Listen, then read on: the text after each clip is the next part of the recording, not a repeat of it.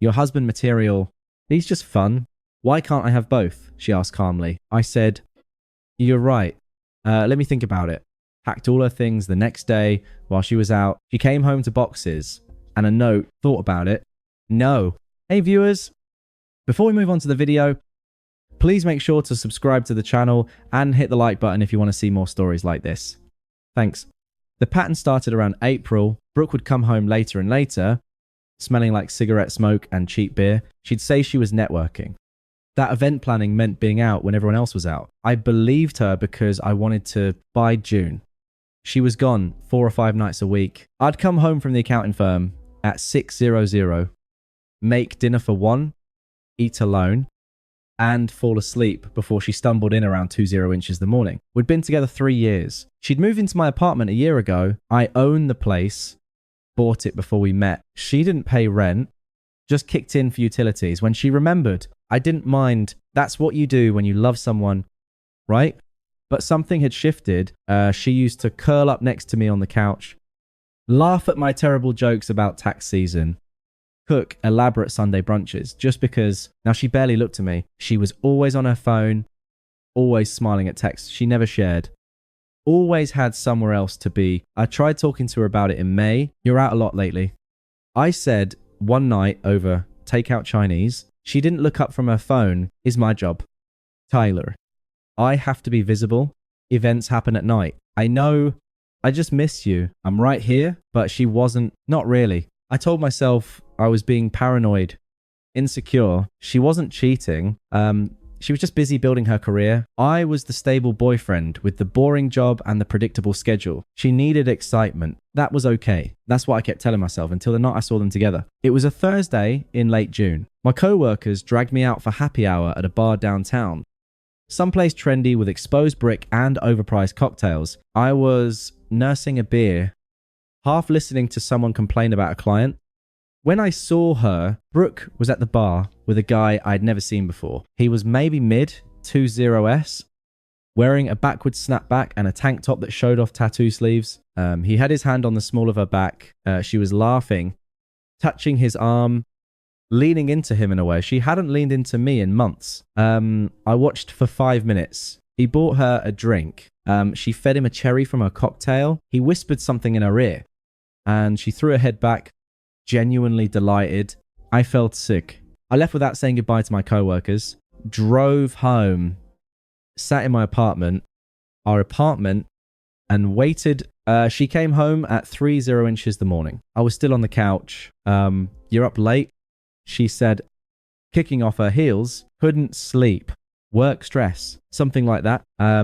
She didn't ask more, just went to the bathroom, brushed her teeth, and passed out in our bed, fully clothed. I slept on the couch. The next few days were strange. I watched her differently, noticed things I'd been ignoring. The way she was always texting, the way she'd disappear into the bathroom for 2 0-minute phone calls. The new clothes, tighter, shorter, more revealing than anything she used to wear. By Wednesday, I decided to talk to her, really talk. No accusation, just honesty. Thursday night, I came home with her favorite Thai food and a plan to ask her directly who was the guy at the bar. She got home at 7:00, which was early for her lately. What's all this, she asked, eyeing the food spread out on the table. Thought we could have dinner together, actually talk. She sat down, but she looked wary. Okay, what do you want to talk about? I took a breath. Us, how we're doing. We're fine. Are we? Because it doesn't feel fine. You're out every night. We barely see each other. She put down her fork. Here we go. I knew this was coming. What's coming?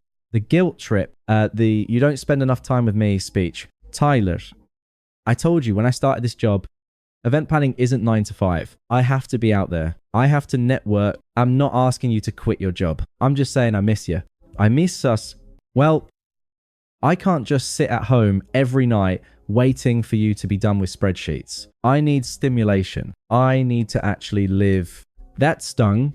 I'm not asking you to sit at home. I'm asking you to be present when you are here. I am present. Who's Chase? Her face changed just for a second. Then she recovered. Chase, He's just a friend. Works at one of the venues I book. I saw you with him last Thursday at Hudson's Silence. You were following me. I was at happy hour with co-workers. I saw you. You were all over him. We're friends. Tyler. I'm allowed to have friends. Friends don't look at each other like that. She stood up. I don't like what you're implying. I'm not implying anything. I'm asking directly, who is he? She sat back down slowly. Look me in the eye, okay? You want honesty? Fine. Yes. I've been spending time with Chase. He's fun. He takes me places. He makes me feel alive. But I haven't cheated on you yet. I haven't. She insisted. I'm being honest with you because I don't want to sneak around. I don't want to lie. So, what are you saying? She took a breath. I'm saying I need something you can't give me right now, which is excitement, spontaneity, passion. Tyler, you're amazing. You're stable and responsible and you own this apartment and you have a good job and a retirement plan. Your husband material. The way she said it didn't sound like a compliment. And Chase is fun. He's a bartender who DJs on weekends. He takes me to underground shows and rooftop parties, and we dance until 4 inches the morning. He makes me feel young. You're 29. You know what I mean? With you, everything is planned. Everything is safe, and that's great for building a life. But I'm not ready to build a life. I need to experience things first. I stared at her. What exactly are you asking me? Brooke, she met my eyes. Completely calm. I'm asking, why does it have to be one or the other? You give me security, stability, a home. He gives me adventure. Excitement. Why can't I have both? The words hung in the air like smoke. Both. Yes. I mean, think about it rationally. We're adults. We can be evolved about this. You fulfill one set of needs. He fulfills another. Why do those have to be mutually exclusive? You want to date him while living here with me. I want to be honest about what I need. I love you, Tyler. I want to be with you long term, but I'm not ready to give up experiencing life. I'm not ready to be settled. You live in my apartment, and I appreciate that, but that doesn't mean you own me. I'm still my own person. I stood up, walked to the window, looked out at the city lights. She was actually serious. This wasn't a hypothetical. She was asking permission to cheat on me while living in my apartment. Eating food I bought using my Netflix account. So I said slowly, not turning around, you want security and adventure, husband material, and fun. Me and Chase, yes. I turned to look at her. She wasn't crying, wasn't apologetic. She looked expectant, like she just presented a reasonable business proposal and was waiting for my counteroffer. Okay. I said, she blinked. Okay, you're right. Let me think about it. Really? She looked genuinely surprised. You're actually considering it. It's a big ask. I need to think it through. She stood up, relieved. Of course. Yes. Think about it. Really consider it. I think if you're honest with yourself, this could work for both of us. Maybe. She kissed my cheek. Thank you for being open-minded. This is why I love you. You're so rational. She grabbed her purse. I'm meeting Melissa. We can talk more tomorrow. Okay. Hey, sir. She left. I stood in the kitchen, surrounded by Thai food neither of us had eaten, and felt something click into place, something cold and clear. She was right about one thing. I didn't need to think about it. I called my sister Nina at 9:00. She wants to date another guy while living in my apartment. I said without preamble, 5 seconds of silence. Then, please tell me you're leaving her. I'm thinking about it. Tyler. There's nothing to think about. She just asked permission to cheat on you. She says, it's not cheating if I know about it. She's delusional. And you're better than this. Tell me you're leaving. I just need to do it right. What does that mean? She doesn't pay rent, never has. She just kicks in for utilities. Sometimes she's not a tenant, legally speaking. So you can just pack her out. Yeah. I checked. No rental agreement. No rent payments. No tenant protections. Nina's voice changed, became sharp and focused when tomorrow while she's out, I'll be there at 9:00. What do you need? Boxes? Help packing? A witness? Done? And Tyler, yeah, I'm proud of you. I didn't sleep that night. I sat at my laptop, researching, planning, thinking. She wanted both. She wanted the security of a boyfriend and the excitement of a lover. She wanted the apartment and the adventures. She wanted to have her cake and eat it. She'd get neither. I ordered moving boxes on Amazon, 20 of them, overnight shipping. Then I texted my friend Kevin, need help tomorrow. Can you bring your truck? Kevin, what time? Tyler on. Kevin, I'll be there. I sat on my couch that I bought in my apartment that I owned, and felt completely calm. Friday morning, Brooke left for work at 8:30. She was in a good mood. Have you thought about it? She asked. Kissing my cheek, still thinking. I said, take your time, but really consider it. Okay, I think this could be really good for us. She left. I waited 10 minutes to make sure she was really gone. Then I called Nina. She just left. Come over. The boxes arrived at 9:00. Nina showed up 5 minutes later with coffee and a grim expression. Let's do this. She said, Kevin arrived at 10:00 with his truck. We started packing. Nina handled her clothes, every dress, every pair of shoes, every piece of jewelry. She was methodical, folding things carefully, packing them in boxes with labels. Clothes 1, clothes 2, shoes. I handled the bathroom, all her makeup, her hair products, her skincare routine that took up an entire shelf, 3 boxes full. Kevin took the spare room where she kept her desk, her laptop, her event planning materials, her vision board, her collection of self-help books about living your best life. By 20 inches the afternoon, everything she owned was in boxes, stacked neatly by the front door. I did a final sweep, checked every drawer, every closet, every cabinet, found a photo of us from our first year together. We were at the beach. She was laughing. I was kissing her cheek. We looked happy. I put it in a box. That version of her was gone. Anyway, Nina was standing in the living room, looking at the stacks of boxes. The apartment looks bigger without her stuff. Yeah. I said, it does. Okay, Kevin asked. I'm fine. And I felt lighter than I had in months. I went to Home Depot and bought a new deadbolt, installed it myself, changed the locks. While Nina and Kevin loaded the truck with her boxes, then I sat at my kitchen table and wrote the note, simple, clean, final. Thought about it. No, your things are packed, and by the door, you have 48 hours to arrange pickup. The locks are changed. Don't contact me. We're done. Tyler. I taped it to the top box, blocked her number on my phone, blocked Chase for good measure, even though we'd never spoken, blocked Melissa and her other friends. Done. I looked at my watch. San I Wu. She usually got home around 6:00. I didn't want to be here when she showed up. Let's go grab a beer. I said to Kevin and Nina, we left the apartment at 3:30. Boxes stacked by the door. New locks installed. Note clearly visible. I didn't look back. I found out what happened from my neighbor, Mrs. Chon. Brooke got home around 6:00. Tried her key. It didn't work. She tried again. Still nothing. She knocked. Called my name. No answer. She called my phone. Blocked. Texted. Didn't deliver. That's when she saw the boxes. Mrs.